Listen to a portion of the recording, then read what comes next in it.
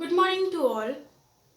हम chapter first को ही प्रोसीड कर रहे हैं। हमने इनसे पहली क्लासेस में सबसे पहले हमने बेसिक्स देखा था कि स्ट्रेटेजिक कॉस्ट मैनेजमेंट का मतलब क्या है, उसकी नीड क्यों आई, कॉस्ट मैनेजमेंट क्या होता है, कॉस्ट मैनेजमेंट की लिमिटेशंस क्या है। ये सारी चीज़ें हमने अपने पहले लेक्चर्स में देखा, हमने उसका मतलब देखा, हमने दो केस स्टडीज सॉल्व करी कि उसका इम्पैक्ट क्या हो सकता है अगर हम कॉस्ट रिडक्शन का ही मोटिव रखते हैं और स्ट्रेटेजिकली डिसीजन नहीं लेते हैं। तो उसका एक ह्यूज इम्पैक्ट हो सकता है हमारी कंपनी की सेल्स, प्रॉफिटेबिलिटी, ब्रांड इमेज, रेपुटेशंस और कई सारी चीज़ों पर उसका एक ह्यूज इम्पैक्ट होता है। Now what are the components of strategic cost management? Components means parts of the strategic cost management. Now मुझे इन चीज़ों को देखना पड़ेगा और इनके हिसाब से स्ट्रेटजीज बनानी पड़ेंगी। ये एक तरीके से प्रॉब्लम डिटेक्शन भी हो सकता है। Now strategic positioning analysis. Strategic positioning analysis क्या कहता है? Strategic positioning analysis, as the name suggest, strategic position of our business as compared to the industry. For example, मेरा कार का बिजनेस है, मीन्स ऑटोमोबाइल सेक्टर है। अब उस automobile sector में मेरी जो कार है, मेरी स्ट्रेटेजिक पोजीशन क्या है वहाँ पे? क्या मैंने मार्केट शेयर ज़्यादा ले रखा है due to reduction in cost, या फिर मेरी कार में कुछ ऐसा फीचर है, ऑटोमेटिक कार है या फिर इलेक्ट्रिसिटी जो भी है, कुछ यूनिक प्रोडक्ट डिफ्रेंसिएशन दे रखा है, या फिर मेरा ऑर्गेनाइजेशन का कल्चर बहुत अच्छा है। फॉर एग्जाम्पल, गूगल के बारे में पढ़ा होगा कि गूगल का एम्प्लॉय एनवायरनमेंट बहुत अच्छा है, मीन्स वहाँ पे एम्प्लॉयज़ इतनी फैसिलिटीज़ है उनके पास कि वो ऑफिस छोड़ के ही नहीं जाना चाहते। घर से ज़्यादा फैसिलिटीज़ उनके ऑफिस में प्रोवाइड है। May be you heard about it कि गूगल का जो एम्प्लॉय को मेंटेन करने का सर्विस है, मीन्स देखो, जो बड़े बिजनेसमैन होते हैं उन्हें पता है कि जो हमारे एम्प्लॉयज़ हैं ये हमारे लिए असेट्स हैं। Human resource is assets for their company, तो वो उनकी वैल्यू करते हैं। तो गूगल उस चीज़ के लिए माना जाता है।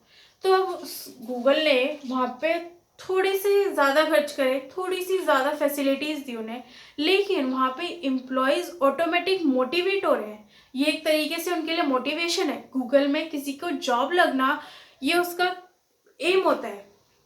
तो इससे क्या होता है कि इनडायरेक्टली वो अपना गूगल एम अपना अचीव कर रहा है, क्योंकि वो एम्प्लॉय इतना डेडिकेटेड हो जाएगा, मतलब उसको इतनी फैसिलिटीज़ मिल रही हैं तो वो ज़्यादा से ज़्यादा वर्क करना चाहेगा। मतलब वो ऑफिस में रह रहा है, घर से ज़्यादा वो ऑफिस में रहना पसंद कर रहा है, मतलब काम करेगा।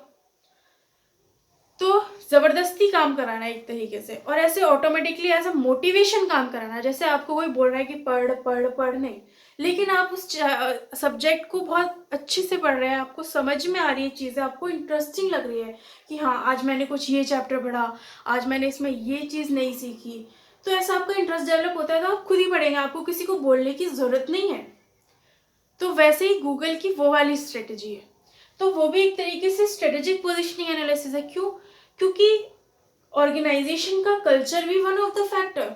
अगर ऑर्गेनाइजेशन कल्चर ऐसा है कि एम्प्लॉयज आपस में लड़ते रहते हैं, शट डाउन करा रहे हैं, वो क्या कहते हैं, हड़ताल पे बैठ गए हैं, स्ट्राइक कर रहे हैं, जैसे बैंक्स में होता रहता है, तो उतने दिन के लिए वो काम रुक जाता है, सैलरी देनी पड़ती है, डिस्टर्बेंस हो जाता है, एक तरीके से इमेज पे इफेक्ट आता है, प्रोडक्शन बंद हो जाता है, तो मार्केट शेयर हो सकता है। बैंक के केस में तो नहीं, बट अगर मैं प्रोडक्शन की बात करूँ तो मेरा प्रोडक्शन बंद हो जाएगा अगर कंपनी में स्ट्राइक हो गई तो organisation culture is one of the factor.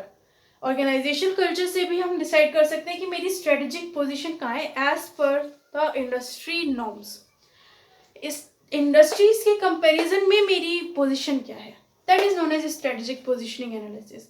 अब इसमें internal factors, external factors affect कर सकते हैं। क्यों?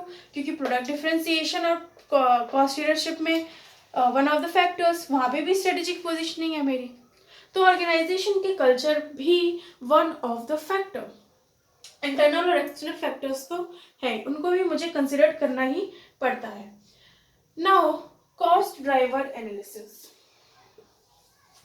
कॉस्ट ड्राइवर कुछ सुना सुना सा लग रहा होगा, आईपीसीसी में पढ़ा तो था कॉस्ट ड्राइवर, होता क्या है? देखो, सबसे पहले हमने लॉ में क्या पढ़ा था? Grammatical understanding. जो हमारा आईपीसीसी में एक चैप्टर था वो इंटरप्रिटेशन लॉ करके, जिसे हमने ऐसे ही यूं ही कर दिया था। एक्चुअली में वो हमें लॉ पढ़ना सिखाता है। लॉ क्या, कोई भी मतलब पढ़ना सिखाता है वो हमें। अब कॉस्ट ड्राइवर का मैं लिटरल मीनिंग देखती हूँ। कार ड्राइवर होता है मतलब कार ड्राइव कर रहा है। कॉस्ट ड्राइवर मतलब कॉस्ट ड्राइव कर रहा है। कॉस्ट ड्राइव कर रहा है क्या मतलब है? कॉस्ट चला रहा है? नहीं, कॉस्ट चला रहा है, वी कैन से दैट कि कॉस्ट चला रहा है, बट कॉस्ट ड्राइवर मतलब कॉस्ट ड्राइव कर रहा है मतलब उसकी वजह से ये कॉस्ट आ रही है।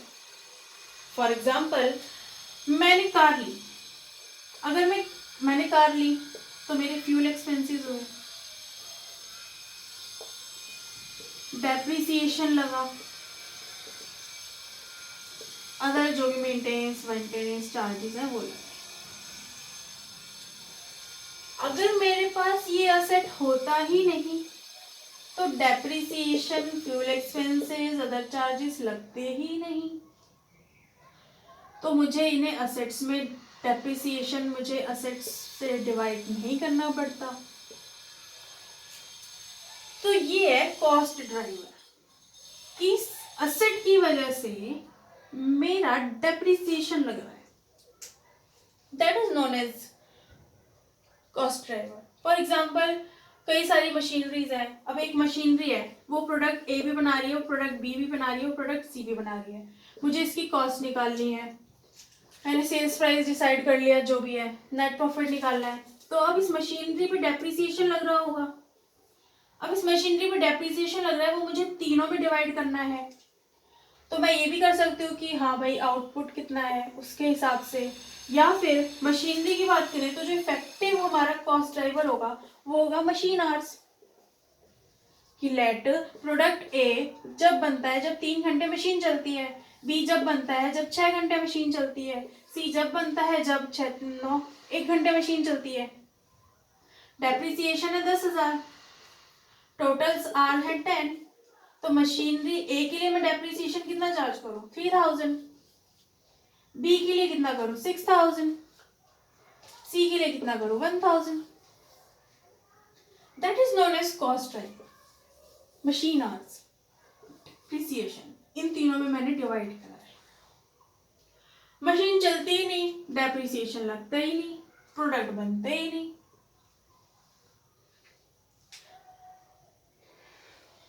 तो cost driver means cost is driven by such factors. Cost driver means cost driven by such factors जो कि इंटररिलेटेड होते हैं, विच आर इंटररिलेटेड। जैसे अभी हमने देखा डेप्रिसिएशन, मशीन आवर्स। तो हमें इस कॉस्ट ड्राइवर को उनका इंटर रिलेशन देखना चाहिए कि क्या एक का इम्पैक्ट दूसरे पे आ सकता है, वो चीज हमें यहाँ पे कंसिडर करनी चाहिए। अब हमारे पास दो टाइप के कॉस्ट ड्राइवर होते हैं। एक होता है स्ट्रक्चरल, जिसमें हम मेनली आउटपुट ही कॉस्ट ड्राइवर मानते हैं और अपना सारा जो भी एब्जॉर्प्शन रेट निकालना होता है, जो भी बेस लेना होता है, वो हम आउटपुट वॉल्यूम लेते हैं। तो इससे क्या होता है कि भाई अगर मुझे फिक्स्ड कॉस्ट अपनी रिकवर करनी है तो मैं अपनी सेल्स बढ़ा दूंगी, अपना वॉल्यूम ऑफ सेल्स बढ़ा दूंगी, तो ऑटोमेटिकली मेरी फिक्स्ड कॉस्ट जल्दी से रिकवर्ड हो जाएगी, तो मुझे प्रॉफिट होने लगेगा ज़्यादा। एक टाइम के बाद फिक्स्ड कॉस्ट कवर हो जाएगी तो वो हट जाएगा, तो सिर्फ मुझे प्रॉफिट इंक्रीज हो जाएगा। यहाँ पे मैंने सेल्स बढ़ा दी तो मुझे इकोनॉमिक ऑफ सेल्स मिल जाएगा, बेनिफिट, ज़्यादा मार्केट शेयर हो जाएगा।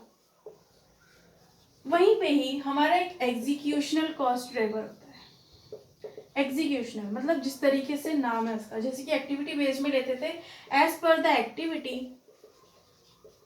There are different cost drivers.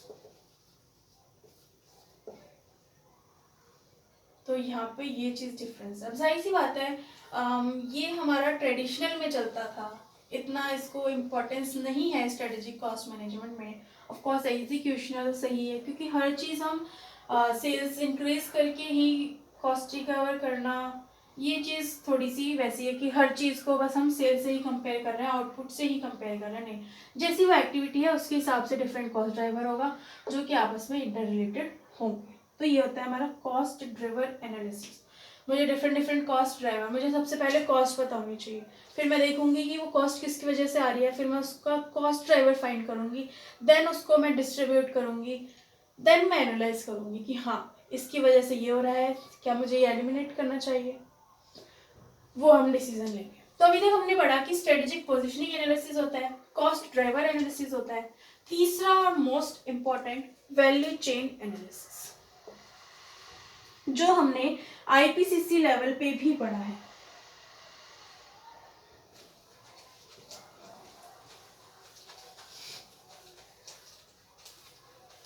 As the name suggest, chain की वैल्यू निकालने, वैल्यू चेन एनालिसिस। इसमें मतलब identifying the non value adding activities and eliminate them. Example हमने मर्सिडीज का देखा था कि मर्सिडीज वाले एडवर्टीजमेंट कॉस्ट नहीं करते। क्यों नहीं करते? क्योंकि वो कस्टमर्स, चाहे हम एडवर्टीजमेंट करें या ना करें, कस्टमर्स या फिर सेल्स पर उसका कोई इफेक्ट नहीं होगा, इसलिए उन्होंने उस एक्टिविटी को ही एलिमिनेट कर दिया। That is a part of value chain analysis. तो ये उन्हें पता कैसे चला होगा? उन्होंने एनालाइज किया होगा, इस वजह से पता चला होगा। तो वैल्यू चेन एनालिसिस का मतलब ये है कि मैं ऐसी एक्टिविटी फाइंड करूं जिसके लिए कस्टमर पे करे ना करे। अब फॉर एग्जांपल एप्पल का लेते हैं, अच्छा, और फोन्स का लेते हैं, रेडमी का लेते हैं। आप लोगों ने नोटिस किया होगा कि एप्पल के साथ सिर्फ वो फोन देते हैं, उसका चार्जर बाहर से लो, उसके वो पोर्ट्स वगैरह लेने हो वो बाहर से लो। और रेडमी में चार्जर भी होता है, फोन भी होता है, और लीड्स वगैरह जो भी हैं, अदर्स कवर वगैरह भी देते हैं ये लोग, तो एटसेट्रा। तो यहाँ पे ऐसा क्यों है? क्योंकि एप्पल की अदर इक्विपमेंट्स के लिए एप्पल नहीं खरीदा जाता। मतलब अगर मिस्टर एक्स को सिक्योरिटी पर्पस के लिए या फिर जो भी एज अ बिजनेसमैन उसको एप्पल आईफोन लेना है, तो वो ये नहीं देखेगा कि उसके साथ चार्जर मिल रहा है या फिर नहीं मिल रहा। तो अगर नहीं मिल रहा तो वो नहीं लेगा, नहीं, वो तब भी वो लेगा ही। और अगर वो रेडमी फोन लेना चाहता है तो वो ये देखेगा कि हाँ चार्जर मिल रहा है, अदर एक्सेसरीज मिल रही हैं या फिर नहीं मिल रही। यहाँ पे वो इम्पैक्ट करेगा जो भी अदर एक्सेसरीज होंगी। लेकिन एप्पल, क्योंकि इसका प्रोडक्ट डिफ्रेंसिएशन है, तो वहाँ पे इसका कोई इम्पैक्ट नहीं होगा। चाहे चार्जर मिले, उन्हें बाहर से एक्स्ट्रा कॉस्ट ही लगेगी, जाहिर सी बात है, चार्जर ही 1000 वगैरह में आते हैं, ठीक है। तो यहाँ पे एप्पल ने वैल्यू चेन एनालिसिस किया होगा कि कस्टमर्स के लिए ये जो अदर एक्सेसरीज हैं ये नॉन वैल्यू एडिंग एक्टिविटी है, इसका फोन की सेल्स पे कोई इम्पैक्ट नहीं है। अगर मैं एप्पल आईफोन के साथ चार्जर ना दूं तो ऐसा नहीं है कि बंदा नहीं खरीदेगा। इसका मतलब मिस्टर एक्स ने जो वैल्यू चेन एनालिसिस किया होगा उसके हिसाब से उन्हें ये वाली एक्टिविटीज, ये सारी चीजें नॉन वैल्यू एडिंग लगी होंगी, जबकि रेडमी ऐसा नहीं कर सकता। क्यों? क्योंकि अगर मैं अदर एक्सेसरीज ना प्रोवाइड करूं तो मे बी ये रेडमी से ओप्पो या वीवो या फिर किसी भी अदर फोन पे शिफ्ट हो सकते हैं जो ये प्रोवाइड करता हो। नॉर्मल जो हमारा कल्चर है फोन का वो यही है। तो यहाँ पे इनकी जो कॉस्ट लीडरशिप है कि प्राइस में डिफरेंट होता है, थोड़े बहुत फीचर्स एक दो इधर उधर हो जाते हैं, तो that is known as value chain analysis. ये वैल्यू चेन एनालिसिस की इंपॉर्टेंस है।